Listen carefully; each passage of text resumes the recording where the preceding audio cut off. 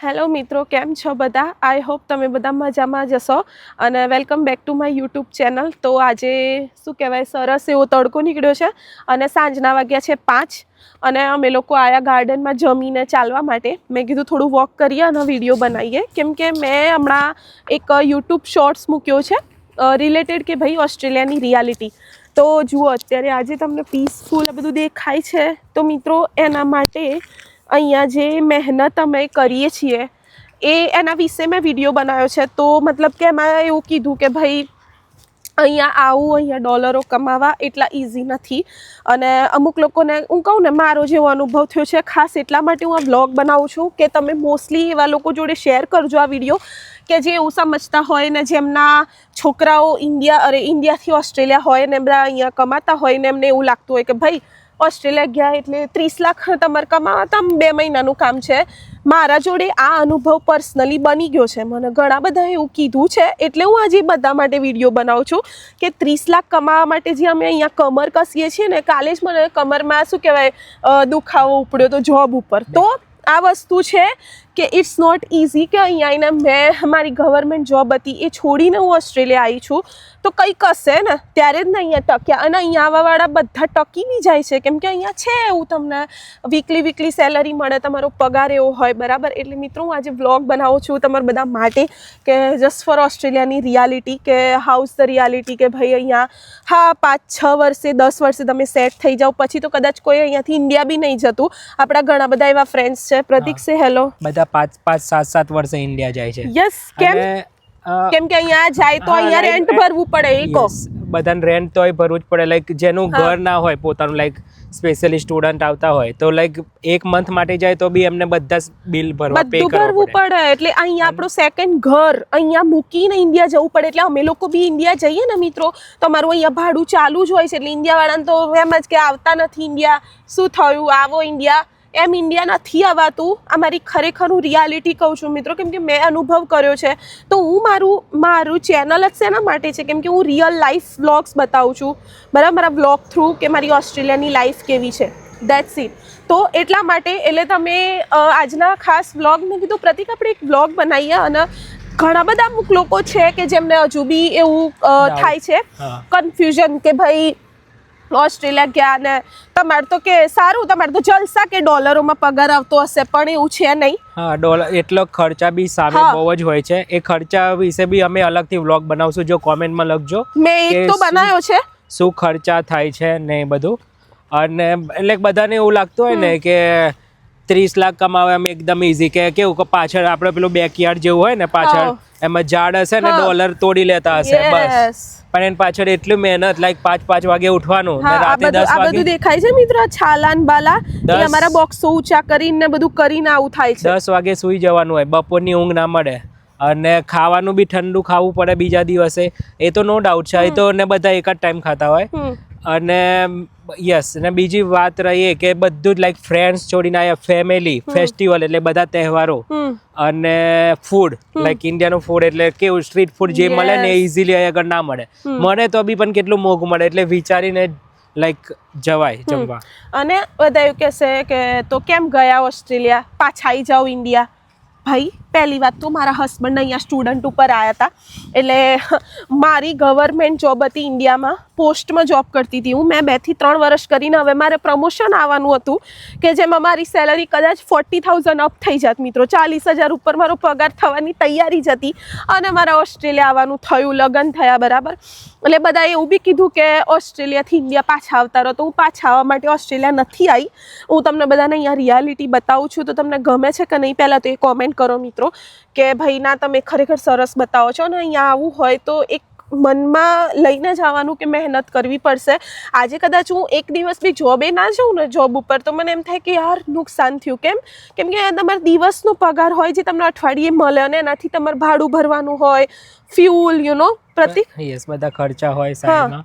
એટલે હું આ બનાવું છું કે ઘણા બધા લોકોને જે ઓસ્ટ્રેલિયા આવે છે, હું મનોબળ નથી તોડતી.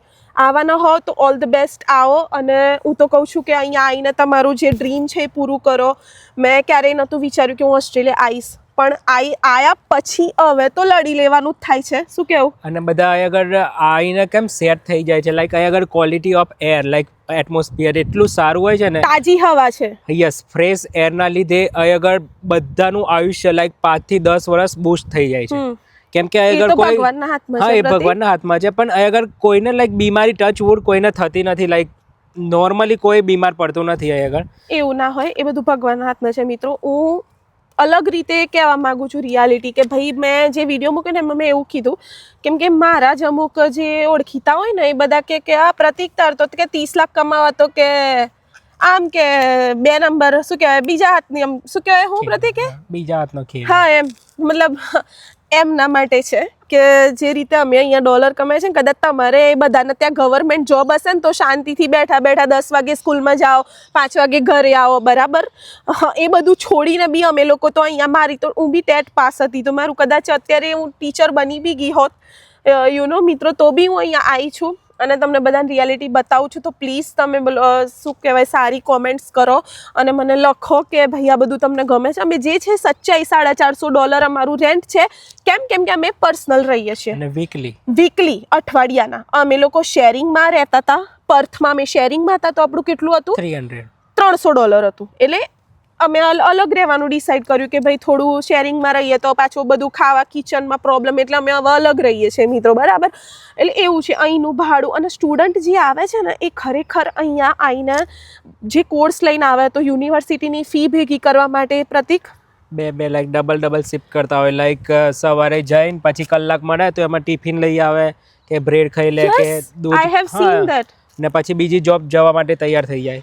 એટલે આવું કન્ટિન્યુઅસલી લાઈક 3-4 દિવસ ડબલ શિફ્ટ હોય ને એમની ઊંઘ માંડ 2-4 કલાક મળતી હોય એવી ટ્રેન કે બસમાં સુઈ જતા હશે. ને બધા લાઈક કાર સ્ટાર્ટિંગમાં હોય ના તો એ લોકો લાઈક 1.5 કિલોમીટર વોકિંગ કરીને લાઈક જમવા જતા હોય છે. એટલે મિત્રો અહીંની રિયાલિટી આ જ છે. અને એવું ના સમજતા કે હું બીવડાવું છું, પણ અહીંયા આવે છે એટલું કમાઈ બી છે, સારી રીતે રહે બી છે, પીસફુલ લાઈફ જીવે છે. અહીંનું વેધર, અહીંની હવા બધું તાજગી ભર્યું છે. એટલે એવું ના વિચારતા કે ભાઈ આમ તેમ. એટલે હું મારા વિડીયો થ્રુ જુઓ, અત્યારે હું અહીંયા જ ઊભી છું, આ મારું ગાર્ડન છે અને આખી સોસાયટી અહીંની જો કેવી છે, આ બાજુ કેટલું સુમસામ છે, અમારા બે સિવાય કોઈ નથી. એટલે એવું છે કે તમે એકલા આવો તો થોડું સંઘર્ષ લાગે, પણ જો તમે 2 જણા હો, મેં આજથી પહેલાં વિડીયોમાં બી કીધું છે, પણ આ વિડીયો ખાસ એટલા માટે જ કે તમે બધાને શેર કરો આ વિડીયો, કે ઓસ્ટ્રેલિયા આવવું એ નસીબની વાત છે. અને ઓસ્ટ્રેલિયા આવ્યા પછી તમે સારું કમાઈ અને મહેનત કરીને જે કમાવ છો એ બી તમારું એક નસીબની વાત છે. તો પ્લીઝ હારો ના. અને જેટલા બી ઓસ્ટ્રેલિયા આવે છે ને મારો વિડીયો જોવે છે કે આવવાના છે તો હા, મોસ્ટ વેલકમ. કંઈ ચિંતા ના કરો, હું મારા વિડીયો થ્રુ તમને બધું બતાવવાની ટ્રાય કરીશ કે શું છે શું નહીં. અને મેં મારો અનુભવ તો કીધેલો જ છે બધા વ્લોગમાં, પણ આ મેં જે વિડીયો બનાવ્યો ને એમાં જે અમુક લોકોની કમેન્ટ્સ હતી કે એવું હોય તો ઇન્ડિયા પાછા જતા રહો, કેમ આવ્યા છો. પણ હવે એ જ કહેવા માગું છું કે કેમ આવી છું, બરાબર. કે ભાઈ મેં તો લગ્ન કર્યા, ડિપેન્ડન્ટ વિઝા પર છું અને મારા હસબન્ડ સ્ટુડન્ટમાં આવ્યા હતા. તો એવું છે. બોલો પ્રતિક. યસ. એટલે મિત્રો આજ હતું આજના વ્લોગમાં કે હું બસ આ કહેવા માગતી હતી. તો મેં એક મારા મનની વાત તમારી જોડે શેર કરી છે. તો તમને બધાને કેવી લાગી મને કોમેન્ટ કરો અને કહો કે ના બેન તમે સારું બતાવો છો, કેવું બતાવું છું, રિયલ લાગે છે તમને અને તમને ગમે છે ઓસ્ટ્રેલિયાનું, તો હું આગળ બધા વિડીયો બનાવીશ. પ્લીઝ મને આ વિડીયોમાં કોમેન્ટ કરો મિત્રો. ઓકે પ્રતિક? યસ. બોલો હવે. બસ કંઈ નહીં, બસ આટલું જ હતું. આ જ હતું. બહુ મેં વાતો કરી, પણ મારા જેટલું મનમાં હતું ને મેં શેર કર્યું કે ભાઈ ઓસ્ટ્રેલિયા આવીને ડોલર કમાવા એ બધાને ઇઝી લાગે છે. ડોલર આવે છે ઇઝી લાગે છે, પણ કઈ રીતે આવે છે એ અમને એટલે મહેનત માગી લે છે. નો ડાઉટ ઇન્ડિયામાં બી મહેનત છે, પણ સામે એવા ખર્ચા બી હોય છે. એટલે અહીંયા તો થોડીક વધારે જ તમારે મહેનત કરવી પડે છે. જો હું આજે કહું, હું ઇન્ડિયા કમાતી હતી 20,000, મારા આઈ થિંક 24,000 હતી, કેમ કે હું બ્રાન્ચ પોસ્ટ માસ્ટર BPMમાં હતી. તો કદાચ એ સેલરીમાં હું એટલી ખુશ, એટલી જલસા મારતી હતી જેટલા હું અહીંયા મારી કદાચ 50,000 બી આવી જાય ને તો બી હું એટલી અહીંયા નથી એ કરી શકતી. કેમ કે અહીંયા હોય આમ કંઈક ને કંઈક ખર્ચા અને આપણું રેન્ટ અને કંઈક ને કંઈક ટેન્શન હોય, આટલા પૈસા બચાવવાના છે, આટલું આ કરવાનું છે, આટલું આમ કરવાનું છે, અને બહાર રહેતા હોય, ઇન્ડિયા જવાનું હોય તો પછી ટિકિટના પૈસા આપણે બચાવવા પડે, 1.5-2 લાખની ટિકિટો થાય. એટલે આ બધું છે. પૈસા PR ના થાય ત્યાં સુધી પૈસા સેવિંગ રાખવા પડે કે ગમે તે લાઈક કોર્સ કરવો પડે, કોઈ બી ખર્ચ કરવો પડે, આપણે એજન્ટની ફી હોય, એટલે ગમે તે હોય. હા, એટલે એવું જ છે મિત્રો. બસ એટલે આ જ વિડીયોમાં હું એ જ કહેવા માગું છું કે મને કોમેન્ટ કરો કે હું ઓસ્ટ્રેલિયાની રિયાલિટી તમને કેવી બતાવું છું. બસ તો બસ મળીએ નવા વિડીયોમાં. બહુ વાતો કરી લીધી અને થેન્ક યુ સો મચ. અને તમે અહીંયા સુધી વિડીયો જોવો છો તો લખી દેજો કે તમે ક્યાંથી વિડીયો જોવો છો. That's it. મળીએ નવા વિડીયોમાં નવા કોન્ટેન્ટ સાથે, ઓસ્ટ્રેલિયાના કોન્ટેન્ટ સાથે. If તો you like our video, please like, share, comment and subscribe to our channel. YouTube channel. Bye. Bye friends.